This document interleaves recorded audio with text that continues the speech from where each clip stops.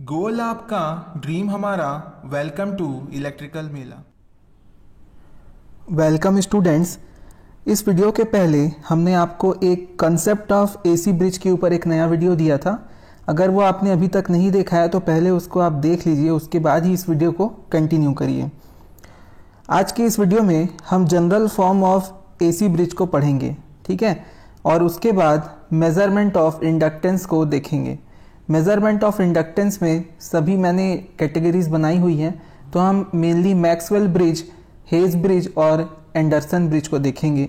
साथ में इसके बारे में थोड़ा सा जानेंगे कि म्यूचुअल इंडक्टेंस कैसे मेज़र किया जाता है और ओन्स ब्रिज क्या होता है।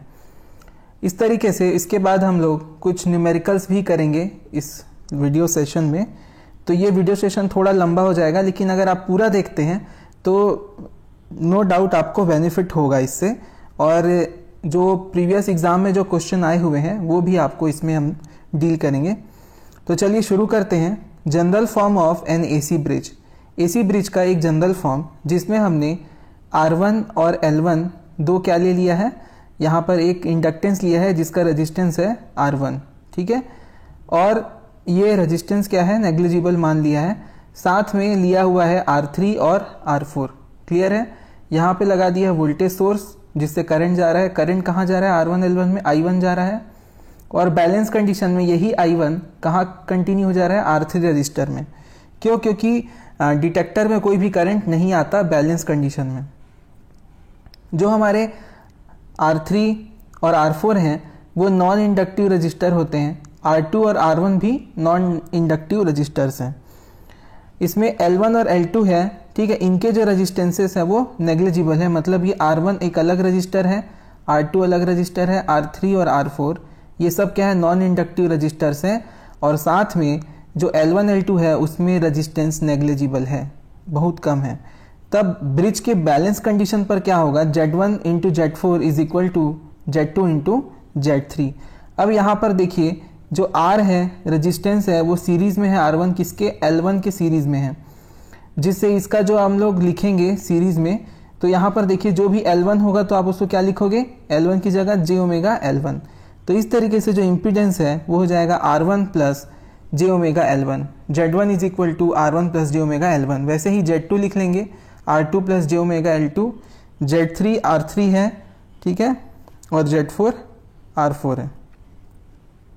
फिर इस बैलेंस इक्वेशन को यूज़ करेंगे और इस इक्वेशन में वैल्यूज़ रखेंगे।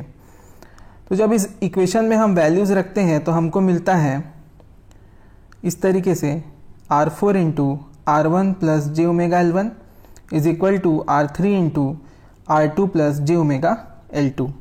फिर इसको मल्टीप्लाई कर देते हैं अंदर, तो ये हो जाता है R1 R4 plus j omega L1 R4 equal to R2 R3 plus j omega L2 R3।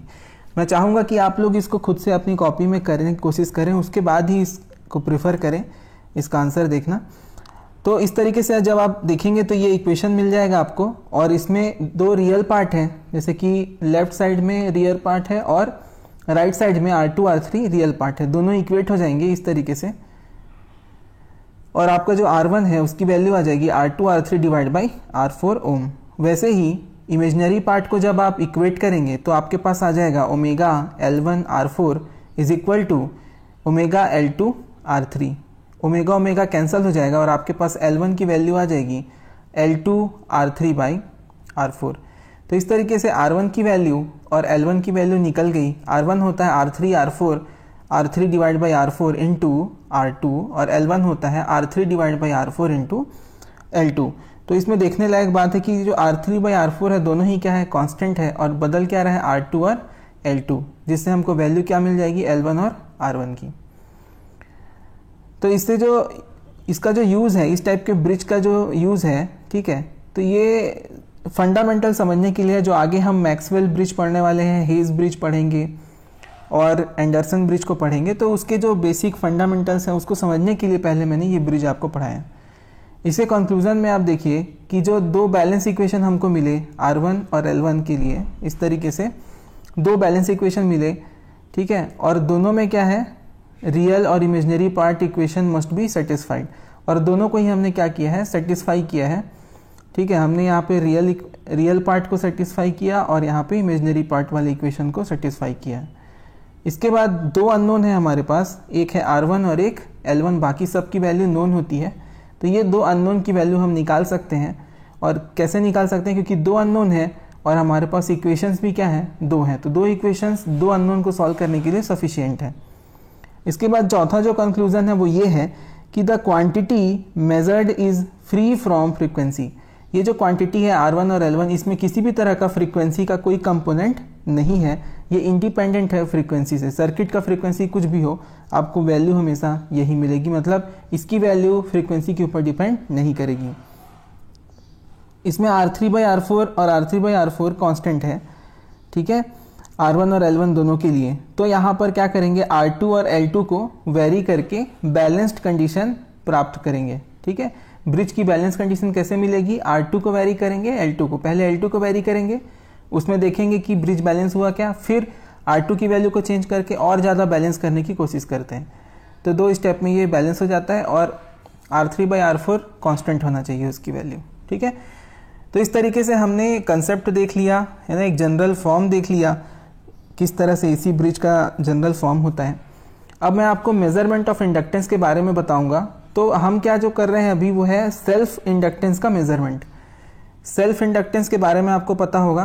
पहले तो इंडक्टेंस बता देता हूँ। इंडक्टेंस क्या होता है, अगर किसी वायर में कोई करंट फ्लो हो रहा है और उस वायर में फ्लो होने वाले करंट में अगर चेंजेस आते हैं तो उन चेंजेस का अपोज करता है वो मटेरियल। तो मटेरियल की वो प्रॉपर्टी जिसके कारण वो मटेरियल अपने में से होकर फ्लो होने वाले करंट में होने वाले चेंजेस को अपोज करे, वो होती है इंडक्टेंस। तो सेल्फ इंडक्टेंस है, ठीक है, उसको हम यहाँ पे मेजर करने वाले हैं। इंडक्टर में सेल्फ इंडक्टेंस भी होता है और म्यूचुअल इंडक्टेंस भी होता है। जो इंडक्टेंस खुद में फ्लो होने वाले करंट के कारण होता है उसको हम सेल्फ इंडक्टेंस बोलते हैं, और जो इंडक्टेंस बाहर दूसरे कंडक्टर में फ्लो होने वाले करंट के कारण होता है उसको म्यूचुअल इंडक्टेंस कहते हैं। तो अभी हम लोग सेल्फ इंडक्टेंस मेजरमेंट की बात कर रहे हैं। इसमें मैंने 3 कैटेगरी में बनाया है। Q value of coil, quality factor of coil के बेसिस पे अगर क्यू वैल्यू आपकी क्या है 1 से कम है, 1 से कम है, तो क्या हो जाएगा, ये एंडरसन ब्रिज के अंदर आएगा। मतलब कि इसको मेजर करने के लिए, इस टाइप के कॉइल के इंडक्टेंस को मेजर करने के लिए क्या यूज करेंगे, एंडरसन ब्रिज यूज करेंगे। फिर Q की वैल्यू अगर 1 से लेकर के 10 के बीच में है तो ये मीडियम Q वैल्यू होती है। इस तरह के कॉइल के सेल्फ इंडक्टेंस को मेजरमेंट करने के लिए मैक्सवेल ब्रिज का यूज किया जाएगा। इसके बाद अगर Q की वैल्यू 10 से ज़्यादा है, मतलब high value of Q coil है, तो हेस ब्रिज की वैल्यू यूज़ की जाएगी, मतलब हेस ब्रिज को यूज़ किया जाएगा। देखो यहाँ पे शॉर्टकट बता रहा हूँ, medium value of Q for M and M फॉर Maxwell, high value of Q is for H for high and H for hedge. इस तरीके से शॉर्टकट है, और जो बचा वो क्या है, एंडरसन। ठीक है, साथ में जो हैवी साइड ब्रिज है हमारे पास, हैवी साइड ब्रिज, इसका यूज होता है म्यूचुअल इंडक्टेंस मेजरमेंट के लिए। ये ब्रिज नहीं है एक्चुअल में, म्यूचुअल इंडक्टेंस को मेजर करने के लिए हैवी साइड ब्रिज का यूज किया जाता है। और इंक्रीमेंटल इंडक्टेंस को मेजर करने के लिए, ठीक है, ओवेंस ब्रिज का यूज किया जाता है। तो ओवेंस ब्रिज भी इंक्रीमेंटल इंडक्टेंस के मेजरमेंट के लिए यूज होता है। तो ये दोनों क्वेश्चन एग्जाम में आ चुके हैं, तो मैंने यहाँ पे ले लिया, इंपॉर्टेंट है। अब इन तीनों मेथड को हम पढ़ने वाले हैं। सभी इन तीनों मेथड के डेरिवेशन देखेंगे, फॉर्मूले देखेंगे, डायग्राम्स देखेंगे, और साथ में कुछ शॉर्टकट भी डिराइव करेंगे। साथ में एडवांटेजेस और डिसएडवांटेजेस देखेंगे दोनों ही ब्रिज के। तो जो पहला हमारा ब्रिज है ये है मैक्सवेल इंडक्टेंस कैपेसिटेंस ब्रिज।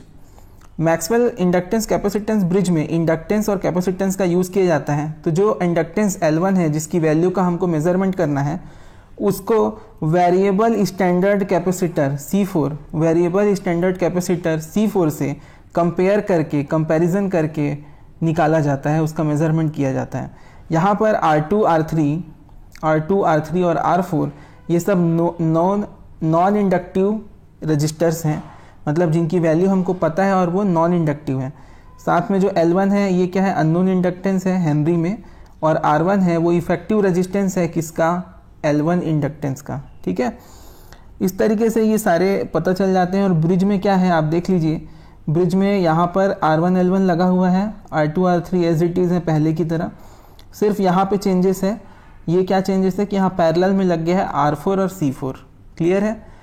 इसको बहुत अच्छे से ध्यान रखना। इसी के बाद इसी से रिलेटेड मैं समझा दूंगा कि कैसे आपको एंडरसन का ब्रिज ड्रॉ करना है और कैसे आपको हेज ब्रिज ड्रॉ करना है। बस इसी में थोड़ा सा चेंज करके वो ड्रॉ कर लेते हैं हम लोग। अब बैलेंस इक्वेशन है Z1 into Z4 is equal to Z2 into Z3। अब यहाँ पे Z1 क्या हो जाएगा, R1 plus j omega L1 और Z4 क्या हो जाएगा, इन दोनों का पैरेलल R4 पैरेलल जे ओमेगा C4। तो इस तरीके से अगर हम करते हैं तो वैल्यू आ जाएगी, इसकी वैल्यू मल्टीप्लाई करेंगे ये वैल्यू और इक्वल टू R2 R3 और फिर मल्टीप्लाई करेंगे तो हमको मिलेगा ये वैल्यू आ जाएगी R1 R4 plus j omega L1 R4 is equal to R2 R3 plus j omega R2 R3 R4 C4। अब इसके रियल पार्ट और इमेजिनरी पार्ट को इक्वेट करेंगे तो हमको मिलेगा R1 R4 equal to R2 R3, जहाँ से हम R1 की वैल्यू निकाल लेंगे R2 R3 बाई R4 और यहाँ पे इमेजिनरी पार्ट को इक्वेट करने पे मिलेगा j omega L1 R4 is equal to R2 R3 R4 C4 into j omega. इसको सॉल्व करेंगे तो मिल जाएगा L1 is equal to R2 R3 C4। इसमें भी R2 R3 कॉमन है, इसमें भी R2 R3 कॉमन है, क्या निकलेगा R4 और C4। तो वेरिएबल क्या होगा इसमें R4 और C4 जो दोनों में अलग होंगे। ठीक है, ऐसे R4 और C4 क्या है, R4 L1 में नहीं है और C4 R1 में नहीं है, बाकी R2 R3 दोनों में है। तो कॉमन टर्म्स को कभी वेरी नहीं करेंगे, हम हमेशा क्या रखेंगे, कांस्टेंट रखते हैं और जो वैल्यू अलग अलग होते हैं उन्हीं को वेरी किया जाता है, जैसे कि यहाँ C4 और R4 को वेरी किया गया है। साथ में क्वालिटी फैक्टर की जो वैल्यू है बहुत इंपॉर्टेंट हो जाती है, उसकी वैल्यू निकालते हैं ओमेगा L1 बाई R1 से। ओमेगा L1 बाई R1 में जैसे ही आप वैल्यूज़ रखोगे L1 की और R1 की तो आपको मिल जाएगा Q is equal to omega C4 R4। ये फॉर्मूला बहुत ही इंपॉर्टेंट है, इसके ऊपर न्यूमेरिकल पूछा जा चुका है, इस वीडियो में मैं उसको कवर किया हूँ, मैं कराऊंगा भी। ठीक है, तो Q is equal to omega C4 R4। Clear है? फिर ये जो फॉर्मूला निकल गया इसके बाद हम देखेंगे एडवांटेज और डिसएडवांटेज। तो एडवांटेज में क्या है कि इसमें क्या मिलते हैं, दो बैलेंस इक्वेशंस मिलते हैं, दोनों ही क्या है, फ्रीक्वेंसी से इंडिपेंडेंट होते हैं, मतलब फ्रीक्वेंसी का टर्म उसके फॉर्मूले में नहीं होता, जिससे ये जो वैल्यू है वो फ्रीक्वेंसी इंडिपेंडेंट हो जाती है। दूसरा जो हमारा एडवांटेज है वो ये है कि equations are independent of frequency, ये वही एडवांटेज है। पहला जो एडवांटेज था इसमें क्या था, R4 और C4 वेरिएबल होते हैं, ये बताने की कोशिश कर रहा था। तीसरा जो एडवांटेज है इसमें है this bridge is very simple, ये ब्रिज का कंस्ट्रक्शन क्या है, बहुत सिंपल है फॉर मेजरिंग इंडक्टेंस। क्यों सिंपल हो गया, क्योंकि देखो R2 R3 कांस्टेंट है, इसकी वैल्यू अगर मल्टीप्लाई करोगे तो अप्रॉक्स मेगा ओम्स में आती है 10⁻⁶ में, और C4 की वैल्यू होती है माइक्रो फैरेड में। तो डायरेक्टली हम C की वैल्यू निकाल सकते हैं, सॉरी L की वैल्यू निकाल सकते हैं इस तरीके से, है ना। और ये जो ब्रिज है ना, इसको ओवर वाइड रेंज यूज़ किया जाता है ना, बहुत वाइड रेंज ऑफ इंडक्टेंस की वैल्यू को मेज़र करने के लिए यूज़ किया जाता है, और पावर फ्रीक्वेंसी और ऑडियो फ्रीक्वेंसी पर इसको यूज़ किया जा सकता है। इसमें डिसएडवांटेज ये है कि इस ब्रिज का यूज़ करके हम केवल उन्हीं कॉइल का सेल्फ इंडक्टेंस निकाल सकते हैं जिसकी Q फैक्टर की वैल्यू 1 से लेके 10 के बीच में है। क्लियर है? उससे ज़्यादा वैल्यू के लिए और उससे कम वैल्यू के लिए ये ब्रिज सूट नहीं करता। दूसरा जो इम्पॉर्टेंट हमारा ब्रिज है मेजरमेंट ऑफ सेल्फ इंडक्टेंस के लिए वो है hedge bridge, H for hedge, H for high inductance value. तो इसमें क्या है, ये मॉडिफिकेशन है मैक्सवेल इंडक्टेंस कैपेसिटेंस ब्रिज का। तो हमने क्या देखा था, मैं बोला था ना कि मैं बताऊंगा शॉर्टकट। तो देखो आपने जो मैक्सवेल ब्रिज देखा था ना अभी, ये देखो मैक्सवेल का जो ब्रिज देखा था, इसमें क्या मॉडिफिकेशन किया तो हेज ब्रिज बन गया। तो ये जो चौथा जो ये आर्म है ना, इसमें क्या है, पैरेलल में है C4 R4, इसको बस क्या कर दो आप, सीरीज में कनेक्ट कर दो। किस में कनेक्ट कर दो, सीरीज में कनेक्ट कर दो, तो आपको क्या मिल जाएगा, हेज ब्रिज मिल जाएगा। बहुत सिंपल है।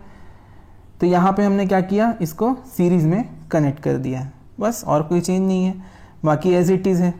फिर इसमें क्या होगा, आप एक बैलेंस कंडीशन निकालोगे। ठीक है, बैलेंस कंडीशन निकाल रहे हैं और बैलेंस कंडीशन में रखोगे Z1 की वैल्यू, Z4 की वैल्यू, Z2 की वैल्यू, Z3 की वैल्यू, और इसी में से निकाल लोगे, ये Z1 होगा। ठीक है, ये Z2 है, ये Z3, ये Z4, इस तरीके से निकल जाएगा। फिर Z1 आ जाएगा R1 plus j omega L1 और Z4 आ जाएगा R4 plus 1 upon j omega C4 is equal to Z2 है R2 और Z3 है R3। तो इस तरीके से बन गया। फिर यहाँ पे LCM ले लेंगे तो ये ऊपर आ जाएगा 1 plus j omega R4 C4 और नीचे का जो जे ओमेगा C4 है इधर आके मल्टीप्लाई हो जाता है इस तरीके से। तो जो हमारा इक्वेशन बनता है वो कुछ इस तरीके से बन जाता है, ये आप अच्छे से देख लीजिएगा।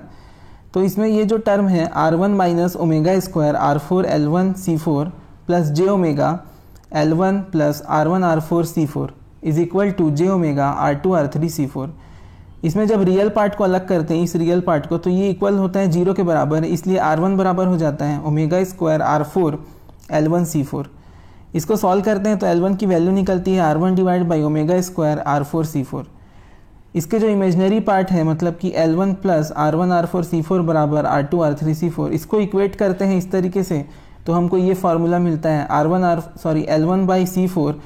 L1 by C4 plus R1 R4 equal to R2 R3। तो इस तरीके से ये हमको इक्वेशन मिल जाता है इससे, किसका, हेज ब्रिज का। अब उन दोनों इक्वेशन को जब आपस में सॉल्व करते हैं, ठीक है, जो R1 मिला था, ये वाला जो इक्वेशन 1 है और ये वाला इक्वेशन 2 है, इन दोनों इक्वेशन को जब हम सॉल्व करते हैं तो हमको L1 की वैल्यू मिल जाती है R2 R3 C4 divided by 1 plus omega square C4 square R4 square. फिर R1 की वैल्यू हमको मिल जाती है omega square R2 R3 R4 C4 square divide by 1 plus omega square C4 square R4 square. तो इस तरीके से R1 की वैल्यू मिल जाती है और L1 की वैल्यू मिल जाती है। साथ में Q की वैल्यू भी हेज ब्रिज के लिए निकाल सकते हैं। ओमेगा L1 बाई R1 होता है जिसमें कि L1 और R1 की वैल्यू यहाँ से और इस वाली इक्वेशन से पुट करने से हमको मिलता है 1 अपॉन ओमेगा C4 R4। तो जो चेंजेस हमको मिले हैं यहाँ पर Q की वैल्यू में, मैक्सवेल इंडक्टेंस कैपेसिटेंस ब्रिज और हेज ब्रिज के रिस्पेक्ट में, तो देखो यहाँ पर जो 1 अपॉन क्या है, ओमेगा C4 R4 है और इंडक्टेंस कैपेसिटेंस में क्या वैल्यू थी पता होगा आपको, ये वैल्यू थी ओमेगा C4 R4। मतलब कि जो मैक्सवेल में जो Q कॉइल है उसमें जो वैल्यू है वो क्या है, ओमेगा C4 R4, और हेज ब्रिज में जो Q की वैल्यू है वो अलग है, वो है 1 अपॉन ओमेगा C4 R4। इसकी वजह से जब Q की वैल्यू को हम बढ़ाते हैं, ठीक है, मतलब यहाँ पर Q की वैल्यू को जब हम इस इक्वेशंस में पुट कर देते हैं, मान लो L1 की इक्वेशन में हमने पुट कर दिया, तो omega square C4 square R4 square की जगह आ गया 1 बाई Q का होल स्क्वायर। अब इसमें अगर Q की वैल्यू क्या है, हाई है, जैसे कि 10 से ज़्यादा हमने जाना था, मान लो 100 है, तो उस कंडीशन में क्या हो जाएगा 1 बाई Q का होल स्क्वायर, मतलब 0.01 का स्क्वायर, मतलब कि 0.0001 आ जाएगा, जिससे नीचे की वैल्यू क्या हो जाएगी 1 के बराबर, मतलब 1 is very much greater than 1 by Q whole square. इस तरीके का कंडीशन यहाँ पे होगा, क्योंकि high Q value of coil के सेल्फ इंडक्टेंस के मेजरमेंट के लिए हेज ब्रिज का यूज़ किया जाता है। तो इस तरीके से जो नया L1 हमको मिलेगा उसकी वैल्यू हो जाएगी मैक्सवेल ब्रिज में जो L1 मिलता है उसकी तरह R2 R3 इंटू C4। तो इस तरीके से जब Q की वैल्यू बहुत ज़्यादा हाई होती है तो वो उसका जो फार्मूला होता है हेज ब्रिज में इंडक्टेंस का, सेल्फ इंडक्टेंस का, वो हो जाता है मैक्सवेल ब्रिज के सेल्फ इंडक्टेंस के जैसा। तो इसको क्या है, आप रिलेट कर करके पढ़िएगा तो आपको याद रहेगा, डायग्राम्स भी आपको रिलेट कर करके पढ़ने हैं, तभी आप इसको एग्ज़ाम में याद रख सकेंगे। फिर एडवांटेजेस है, इन एडवांटेजेस में पहला जो एडवांटेज है, it is suitable for high Q value, ठीक है, Q value of coils high होनी चाहिए तभी सुटेबल है। सेकेंड है गिव्स सिंपल एक्सप्रेशन और फॉर Q वैल्यू के लिए बहुत सिंपल एक्सप्रेशन देता है ये। This bridge requires low value of register R4। इसमें R4 की जो वैल्यू है वो बहुत ही कम होती है, लेकिन जो मैक्सवेल में R4 की वैल्यू होती है वो बहुत ज़्यादा होती है, जिससे मैक्सवेल ब्रिज में लॉस बहुत ज़्यादा हो जाता है और हेज ब्रिज में लॉस बहुत कम होता है। डिसएडवांटेज है कि ये सिर्फ हाई Q वैल्यू के लिए सूटेबल होता है। तो मुझे लगता है कि हमने मैक्सवेल ब्रिज को अच्छे से समझ लिया और हेज ब्रिज को भी अच्छे से समझ लिया है, और कुछ जो पॉइंट्स थे वो मैंने बता दिए जहाँ से क्वेश्चन बनते हैं। अब चलते हैं हम लोग एंडरसन ब्रिज की ओर। इस ब्रिज को 5 पॉइंट ब्रिज भी कहा जाता है। ये भी एक मॉडिफाइड फॉर्म है मैक्सवेल इंडक्टेंस कैपेसिटेंस ब्रिज का। तो मॉडिफाइड फॉर्म कैसे हुआ, तो उसके लिए हम ये देख लेते हैं पहले अपना चल के मैक्सवेल इंडक्टेंस कैपेसिटेंस ब्रिज को। तो मैक्सवेल इंडक्टेंस कैपेसिटेंस ब्रिज को जब आप देखोगे तो इसमें यहाँ पर ये दोनों पैरेलल में है, ठीक है। C4 और R4 ये दोनों क्या है, पैरेलल में है। C4 और R4 पैरेलल में है। इसमें क्या होता है, ये जो पॉइंट है, ये वाला जो पॉइंट है D वाला, ये पॉइंट से एक रेजिस्टेंस लगता है और यहाँ पहुँच जाता है, और ये जो C4 यहाँ लगा है उसको यहाँ पे ऐसे कनेक्ट कर दिया जाता है। तो ये जो पॉइंट है एक E पॉइंट बना देते हैं, एक्स्ट्रा पॉइंट बन जाता है ब्रिज में। तो बस यही चेंजेस है, इसको हम देख लेते हैं एंडरसन ब्रिज में किस तरीके का चेंज वहाँ पे दिखता है। तो ये इस तरीके का चेंज आपको एंडरसन ब्रिज में दिखेगा, जहाँ पर हमने एक E पॉइंट बना दिया और एक R रेजिस्टेंस दे दिया और C को वैसे ही पैरेलल में लगाया है और R4 लगा दिया है। इस डायग्राम का पूरा आप स्टडी करिए, आप इस वीडियो को ट्यूटोरियल जैसा यूज़ करिए। आपने जो भी इसमें पढ़ा, जो देख रहे हो, उसको प्रॉपर आप लिखने की कोशिश करो, तब आपको ये इस वीडियो लेक्चर का कुछ फ़ायदा मिल सकता है, ठीक है। क्योंकि ऐसे सिर्फ सुनने से याद नहीं रहता, तो आप लिखिए, आपको ज़्यादा अच्छे से समझ में आएगा, ये मेरी गारंटी है। एंडरसन ब्रिज होता है modified form of inductance capacitance bridge. तो मैक्सवेल के इंडक्टेंस कैपेसिटेंस ब्रिज में हमने चेंज किया, ये ई पॉइंट को ले आया और इस तरीके से थोड़ा चेंज करके हमने एंडरसन ब्रिज बना दिया। अब एंडरसन ब्रिज में जो L1 है, ठीक है, इसको मेजर करना है, सेल्फ इंडक्टेंस है ना, और R1 क्या है, ये रेजिस्टेंस ऑफ सेल्फ इंडक्टर है। जो सेल्फ इंडक्टर है उसी का रजिस्टर है R1। क्लियर हो गया यहाँ तक। फिर स्मॉल r1 क्या है, it is the resistance connected in series with L1। It is the resistance connected in series with L1। तो ये रेजिस्टेंस है R1, small r1 connected in series with L1। यहाँ पे कनेक्टेड दिख रहा होगा आपको सीरीज में। फिर है R2, R3, R4। R2, R3, R4 known and, मतलब इसकी वैल्यू क्या होती है, नोन होती है, पता होती है, और ये जो होते हैं नॉन इंडक्टिव रजिस्टर होते हैं। क्लियर है। C है जो है फिक्स्ड स्टैंडर्ड कैपेसिटेंस। इसमें जो C है वो क्या है, फिक्स्ड स्टैंडर्ड कैपेसिटेंस होता है। फिर एट बैलेंस कंडीशन में इस ब्रिज में I2 बराबर क्या लिखा है, देखिए बैलेंस कंडीशन में होगा क्या, ये डिटेक्टर है ना, ये नहीं है समझ लो, क्योंकि यहाँ पे कोई करंट नहीं आएगा, तो इसको आप नहीं है समझ लो, है ही नहीं है यहाँ पे, ठीक है। तो ये जो करंट होगा I2, ये क्या होगा, इनकमिंग होगा। I2 incoming is equal to, I2 के साथ क्या बन जाएगा बताइए, KCL लगा लीजिए, आंसर आ जाएगा।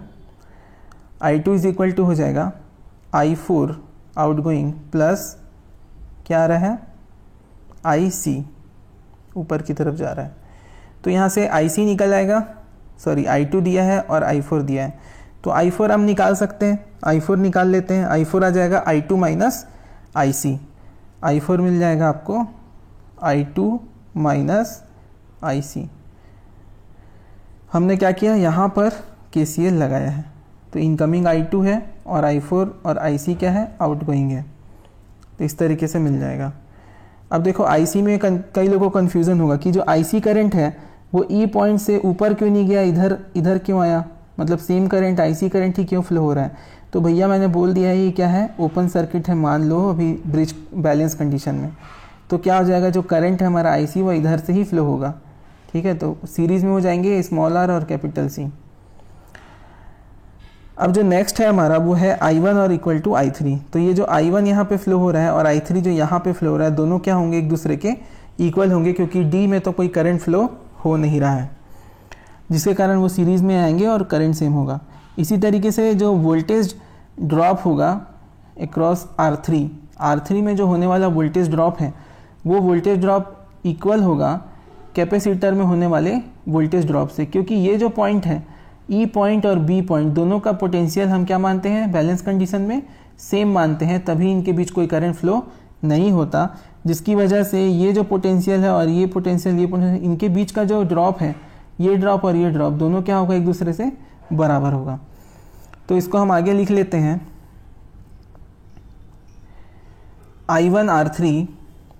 I1 R3 is equal to IC into 1/j omega C।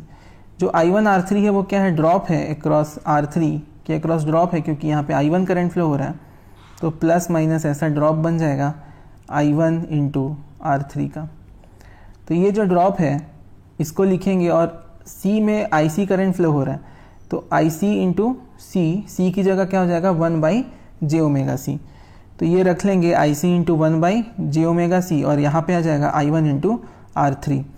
तो इस तरीके से हम IC की वैल्यू यहाँ से निकाल सकते हैं। IC हो जाएगा I1 इंटू j⍵c R3। थोड़ा सा लेंदी है डेरिवेशन, लेकिन अगर आप कॉपी और पेन यूज़ करके इसको बनाएंगे तो आपको बहुत मज़ा आएगा और आपको सब कुछ समझ में भी आएगा। ठीक है, इसके बाद अदर बैलेंस इक्वेशन को हम लिखेंगे। इसमें हो जाता है, इसमें कौन सा ड्रॉप ले रहे हैं बताओ, small r1 capital R1 omega L1, कौन सा ड्रॉप है बताओ। इसमें हम ये वाला ड्रॉप ले रहे हैं, ये A से लेके B तक का ड्रॉप। और ये किसके बराबर ले रहे हैं बताओ, बताइए किसके बराबर ले रहे हैं। इसको ले रहे हैं हम इसके बराबर, ये वाले ड्रॉप के बराबर, इस तरीके से।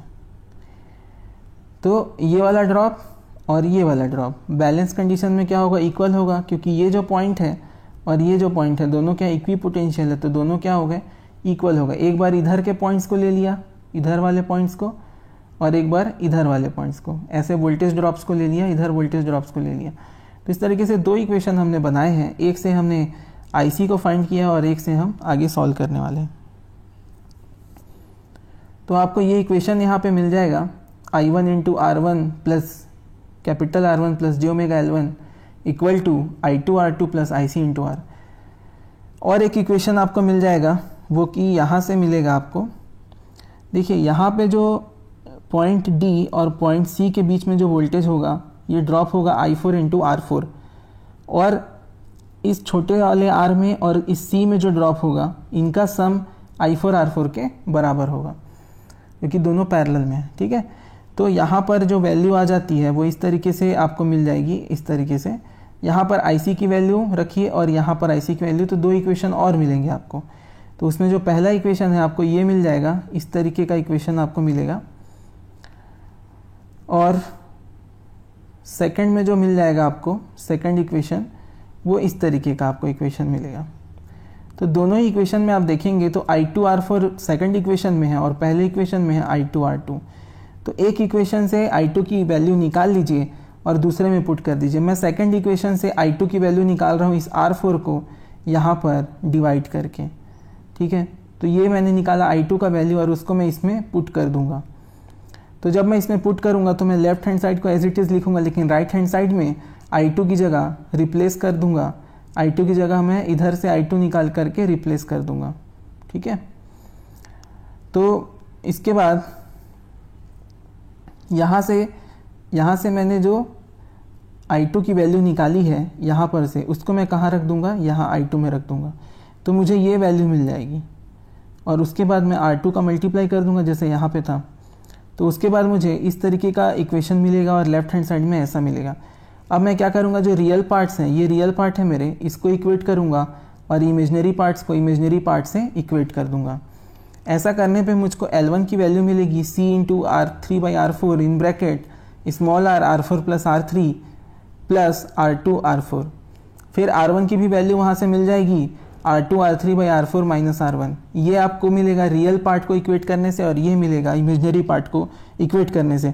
तो इस तरीके से एंडरसन का भी आपके पास फॉर्मूला आ चुका है, जिसमें हम L1 सेल्फ इंडक्टेंस और उसके रेजिस्टेंस इफेक्टिव रेजिस्टेंस R1 की वैल्यू को हम दिए हुए कांस्टेंट की वैल्यू को पुट करके निकाल सकते हैं।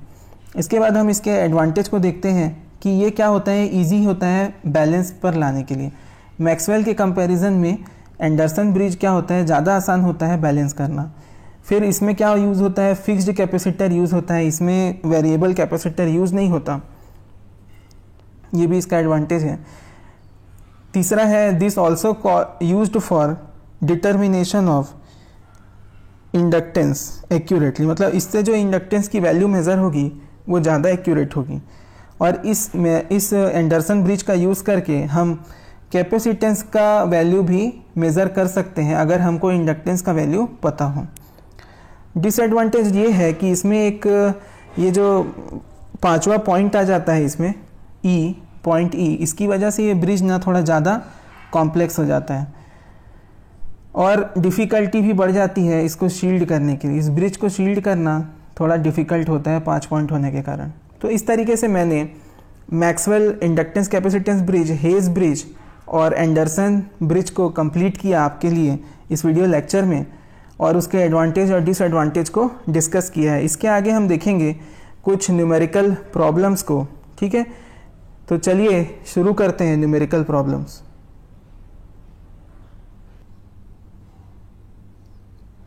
इसमें जो हमारा पहला न्यूमेरिकल क्वेश्चन है ये हमने एसएससी जेईई 2015 से उठाया है। एसएससी जो 2015 का जो क्वेश्चन है ये है, इसमें हमने एक लिया हुआ है। कौन सा ब्रिज आप पहचान सकते हैं, बताइए कौन सा ब्रिज है? ये है आपका Maxwell inductance capacitance bridge. Maxwell inductance capacitance bridge. देखो अगर इसमें पैरेलल में रहेगा ना, इस तरीके से जब आर और सी पैरेलल में है तो आप समझ जाना क्या है, मैक्सवेल इंडक्टेंस कैपेसिटेंस ब्रिज है, मैक्सवेल ब्रिज है, ठीक है। और अगर यहाँ पे ये सीरीज़ में है, ये आर और सी दोनों क्या है सीरीज़ में, तो आप क्या समझ जाना कि ये क्या है, हेज ब्रिज है, ठीक है। और 5 पॉइंट है तो एंडरसन ब्रिज है। सिंपल। जनरली ना हेज ब्रिज और मैक्सवेल ब्रिज ही आता है एग्जाम में। तो ये वाला क्वेश्चन पढ़ लेते हैं। इसमें क्या बोला है, in the Maxwell bridge as shown in the figure the values of R X unknown resistance value जो कि इंडक्टेंस की वैल्यू है L X, R X and inductance L X of a coil are to be calculated after balancing the bridge. मतलब bridge के balance condition में हमको पूछ रहा है कि आर एक्स की वैल्यू क्या होगी और एल एक्स की वैल्यू क्या होगी। The component values are shown in figure balanced, मतलब जो कंपोनेंट है वो भी बैलेंस्ड कंडीशन में उनकी वैल्यूज को रिप्रेजेंट कर रहे हैं। Values of R X and L X will be respectively. तो ये जो ऑप्शंस है इसमें से कौन सा करेक्ट होगा, 375 ओम, 75 मिली हेनरी, ये सब तो कैलकुलेट करना पड़ेगा। तो आपको जो मैं डेरिवेशन कराया हूँ इसीलिए कराया हूँ, आप देख सकते हो फॉर्मूला क्या है वहाँ पे, ठीक है। तो मैक्सवेल इंडक्टेंस कैपेसिटेंस ब्रिज का जो हमने फर्स्ट जो ब्रिज पढ़ा था ये है। इसमें जो आर एक्स का फॉर्मूला है वो R1 है, ठीक है। R1 के फॉर्मूला RX ही है, is equal to R2R3 divide by R4। और वैसे ही L1 का जो फार्मूला है वो क्या है, R2R3 into C4, R2R3 into C4, इस तरीके से है। तो इस वैल्यू को डायरेक्ट रखना है। इसमें कॉमन क्या है देख लो, R2R3 कॉमन है दोनों में, एक में R4 से डिवाइड करना है तो R1 निकल जाएगा, RX निकल जाएगा, और LX निकालने के लिए R2R3 में C4 का मल्टीप्लाई करना है। बस इतना सा करना है। तो छोटा सा फॉर्मूला अगर आपको याद है तो एसएससी जेईई का ये प्रॉब्लम आपसे आसानी से बन जाता। तो अब वैल्यूज़ देख लेते हैं, ठीक है। अब इसमें R2R3 कौन सा होगा, ये तो देखो RX हो गया, पहचानने का तरीका बता रहा हूँ। और जो पैरेलल में है वो क्या है, R4 है। ये जो दिया है ना पैरेलल में, C4 R4 एक साथ होगा तो ये R4 हो गया। बचा क्या आपका, R2 और R3 बच गया। तो R2 R3 का मल्टीप्लाई कर दो तो क्या हो जाएगा बताओ। अगर आपको क्या निकालना है, RX निकालना है, तो R2 R3 का मल्टीप्लाई कर दो, मतलब 750 इंटू 2000 कर दो तो क्या आ जाएगा, 750 इंटू 2000 डिवाइडेड बाई, क्या है डिवाइड में, R4 है, 4000 लिख दो, 4000। तो 2000 1 जा 2000, 2 जा 4000। तो अब आ गया 750 इंटू 1/2, मतलब कि आपकी वैल्यू क्या आ गई, 750/2। इसको करोगे तो आ जाएगा 375 ओम। अब ऑप्शन में देखिए 375 ओम ए ऑप्शन में दिया है, और किसी ऑप्शन में 375 है क्या, नहीं है। तो ये इंडिपेंडेंटली सही आंसर होगा ही आपका। लेकिन मैं बोलता हूँ और थोड़ा सा कैलकुलेट कर लो। LX है, LX का फॉर्मूला क्या था, R2R3 into C4, R2R3 into C4। तो इसकी वैल्यू रख लो। R2 की वैल्यू क्या है बताओ, R2 की वैल्यू है 750 इंटू 2000, क्लियर है। इंटू क्या आ जाएगा, C की वैल्यू तो क्या है 0.05 इंटू 10⁻⁻6, क्लियर है। अब हम क्या करेंगे, 75 और 2 को मल्टीप्लाई करो, कितना आ जाएगा, 150 आ जाएगा। फिर कितने जीरो हैं, 1 2 3 4, 4 जीरो लगा दो, 4। फिर यहाँ पे क्या है, 10⁻⁻6 इंटू 0.5 0.05।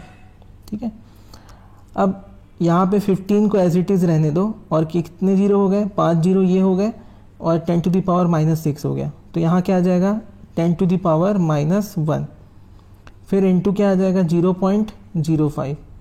तो 10 टू द पावर -1 को इधर एडजस्ट करोगे तो क्या आ जाएगा आपके पास 15 इंटू 1/15 इंटू 0.005। अब इसमें से क्या करो 10,000 का मल्टीप्लाई कर दो इसमें और ऊपर भी 1000 का मल्टीप्लाई कर दो। ठीक है, क्यों? क्योंकि मतलब डिवाइड होगा ना, मतलब आप इसका जो वैल्यू है ना Lx का वो आप निकाल लेना। Lx की वैल्यू क्या हो जाएगी R2 R3 इंटू C4, 1/, में नहीं आएगा। ठीक है, तो ये आ जाएगा आपका लास्ट में 15 इंटू 0.005। तो ये बन जाएगा आपका आंसर कि 75, 15 जब 75 milli henry. This will be your answer. तो answer A is correct. Clear है ना, आसान था क्वेश्चन। दूसरा जो क्वेश्चन है थोड़ा थ्योरेटिकल क्वेश्चन है, 2018 में लिया गया है। Which of the following bridge is most suitable for the measurement of inductance of a coil. तो देखिए, शेयरिंग ब्रिज कैपेसिटेंस के लिए यूज होता है, वेंस ब्रिज होता है फ्रीक्वेंसी के लिए, व्हीटस्टोन ब्रिज पढ़ ही चुके हैं हम लोग, रेजिस्टेंस के लिए यूज होता है। तो बचा क्या, ओवेंस ब्रिज, ये होता है इंक्रीमेंटल इंडक्टेंस के मेजरमेंट के लिए। तो यही इसका आंसर होगा। Next question 4.8, determine the value of unknown inductance Lx and Rx, ठीक है, of inductor respectively for the circuit given below if no current flows through the galvanometer. तो सर्किट देख लेते हैं। देखो ये भी वही दिया हुआ है, पैरेलल वाला कॉम्बिनेशन है। मतलब कौन सा ब्रिज है, पहचानो, बताओ। Maxwell inductance capacitance bridge. अब इसमें भी हमको क्या निकालना है, Rx और Lx। तो आप पहले देख लो R2 कौन सा है, तो ये R2 है और ये R3 है। तो 60 × 40 करो, 2400 आ गया R2 R3, divided by R4 होगा। R4 कितना है, 60 दिया हुआ है, कितना आएगा 40 ओम आ जाएगा। डायरेक्ट आप आंसर टिक कर सकते हो, ऑप्शन डी इज करेक्ट। लेकिन हम क्या करते हैं कि अभी प्रैक्टिस कर रहे हैं तो देख लेते हैं, Lx की वैल्यू निकाल लेते हैं। चलो Lx की वैल्यू आप लोग निकालो और उसको चलो बता ही देता हूँ, बाकी आगे का देखना आप लोग। Lx क्या आ जाएगा, R2 R3 into C4। R2 R3 क्या निकाला हमने, 2400 इंटू C4 की वैल्यू क्या है, 40 microfarad, 40 into 10 to the power -6। अब क्या हो जाएगा, 24 इंटू 4 कितना हो जाएगा बताओ, 96 हो जाएगा, 96। और कितने जीरो आ जाएंगे, 3 जीरो आ जाएंगे, इंटू 10 टू द पावर -6। अब ये 10 टू द पावर -6 है, वो क्या हो जाएगा, है ना, ये 3 + 3 आ जाएगा, तो क्या आ गया, मिली में आ जाएगा। आंसर आ जाएगा आपका 96। आंसर विल बी और 96 मिली हेनरी। और क्वेश्चन में भी मिली हेनरी में पूछा है, ये देखो यहाँ पे देखो, Lx तो किसने पूछा है, मिली हेनरी में, तो हमने निकाल दिया 96। हमारा आंसर डी इज करेक्ट। तो इस तरीके से आप सॉल्व कर सकते हो। 4.14 नेक्स्ट न्यूमेरिकल है, इसमें है Anderson bridge is used for the measurement of unknown क्या, रिलक्टेंस, रेजिस्टेंस, इंडक्टेंस या कंडक्टेंस। तो सबको पता है यार एंडरसन ब्रिज क्या है, इंडक्टेंस मेजरमेंट के लिए यूज होता है, सिंपल। सब 2018 का ट्रेंड है, देख लो बहुत क्वेश्चन आए थे और ब्रिज से ले रहा है, मतलब इंपॉर्टेंट टॉपिक है, इंपॉर्टेंट वीडियो आपका बन चुका है, बहुत अच्छे से तैयारी करनी है आपको इसमें। 4.18 विच of the following is the correct expression for the quality factor of Maxwell inductance capacitance bridge. तो मैक्सवेल इंडक्टेंस कैपेसिटेंस ब्रिज का बताइए क्या आंसर होगा, इसको आप लोग दीजिए। ठीक है, ये 4 ऑप्शन है, इसमें से आपको एक सही करना है। आप इसको कमेंट में दीजिए, कमेंट में बताइए, ऐसे लिखिएगा 4.18 का कौन सा आंसर होगा। तो इसको A B या C D ऐसा करके आपको देना है। ठीक है, ये बहुत आसान है, मैं पढ़ाया हूँ अभी पूरा, आपको ये होना चाहिए, पता होना चाहिए। इसको कमेंट में दीजिए, आप कमेंट में आंसर लिखिए। इसके बाद है 4.21, इसमें बोला है कि the circuit given below is a circuit of bridge का नाम पूछ लिया इसमें। देखो ये जो हमने पढ़ा था ना, ये मैक्सवेल इंडक्टेंस कैपेसिटेंस ब्रिज के पहले का है। जनरल इक्वेशन जो था ना, जनरल फॉर्म है ना, general bridge form for AC bridges, general form of AC bridges, तो उसमें पढ़ा था। ये क्या है, मैक्सवेल का ही एक फॉर्म है, ये है मैक्सवेल इंडक्टेंस ब्रिज। क्या है, मैक्सवेल इंडक्टेंस, इंडक्टेंस कैपेसिटेंस नहीं, मैक्सवेल इंडक्टेंस, सिर्फ inductance bridge, Maxwell inductance bridge है ये। इसमें खासियत यह है कि यहाँ जो R4 होता है ना वो सिर्फ रजिस्टर होता है, और जो Z1 और Z2 है इसी में R और L होता है। ये R1 होता है, L1 होता है, ये R2 और ये L2 होता है, इस तरीके से होता है। नेक्स्ट हमारा क्वेश्चन है 4.26। इसमें बोला है calculate the quality factor, Q की वैल्यू पूछा है। देखो हेस ब्रिज का क्वेश्चन है, तो हेस ब्रिज में क्या हो गया, ये C और R सीरीज में हो गया, और फ्रीक्वेंसी क्या है इसमें 50 हर्ट्ज की फ्रीक्वेंसी है। तो आप क्या करिए, आपको निकालना क्या है क्वालिटी फैक्टर। तो Q हम जानते हैं इसका क्या होता है 1/ω/R4 C4 होता है। तो 1/ω की वैल्यू रख दीजिए 2πf 50 है, R4 की वैल्यू क्या है 10 और C4 की वैल्यू 10⁻⁻6।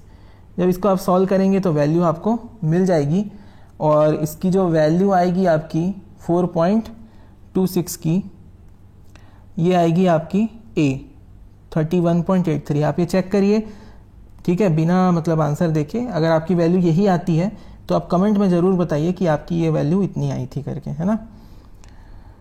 इसके बाद 4.27 नेक्स्ट क्वेश्चन है, which of the following is used to measure value of quality factor below 10। अगर Q की वैल्यू बिलो 10 है तो कौन सी वैल्यू, कौन सा मेथड यूज़ किया जाएगा। तो सीधी सी बात है Maxwell inductance bridge, medium value आ रहा है ना, मीडियम फॉर M और M फॉर मैक्सवेल यूज़ करेंगे इसमें। क्लियर, 2018 का क्वेश्चन था। नेक्स्ट क्वेश्चन है डिटरमिन द क्वालिटी फैक्टर। इसमें भी हेस ब्रिज दिया हुआ है, क्वालिटी फैक्टर निकालना है। तो मैं एक्सपेक्ट करता हूँ कि आप लोग से बनेगा ये, तो आप लोग इसको कमेंट में दीजिए इसका आंसर 4.23 ऐसा लिख के। अब इसमें कौन सा आंसर होगा, उसमें A B C D जो भी है वो आप बताइए, ठीक है। तो ये आपके ऑप्शंस हैं, इसमें से आपको चुनना है कौन सा आंसर होगा। क्लियर, इस तरीके से ये वीडियो ख़त्म होता है, ठीक है। इस लेक्चर में हमने सभी जो टेक्निक्स हैं, जो मेथड्स हैं, है ना, इंडक्टेंस मेजरमेंट के लिए जितने ब्रिज मेथड यूज़ होते हैं वो सब मैंने आपको बताए हैं। कुछ इंपॉर्टेंट क्वेश्चंस और कुछ न्यूमेरिकल्स भी कराए हैं। इसके बाद आज रात, ठीक है, आज रात में 9 बजे 9 PM पर ऑनलाइन टेस्ट होगा, ठीक है। ये ऑनलाइन टेस्ट सबको अपीयर होना है, और इसका जो लिंक है आपको डिस्क्रिप्शन में 9 बजे से पहले मिल जाएगा। बिफोर 9 PM आपको डिस्क्रिप्शन में इसका लिंक मिल जाएगा, अवेलेबल हो जाएगा। तो अगर ये वीडियो आपको पसंद आया, लाइक करिए, दोस्तों के साथ शेयर करिए, और सब्सक्राइब नहीं किया है तो ज़रूर सब्सक्राइब कर लीजिए, क्योंकि इसमें मैं पूरे लेक्चर सीरीज़ देने वाला हूँ, साथ में ऑनलाइन टेस्ट भी आपको मिलेगा। Thank you.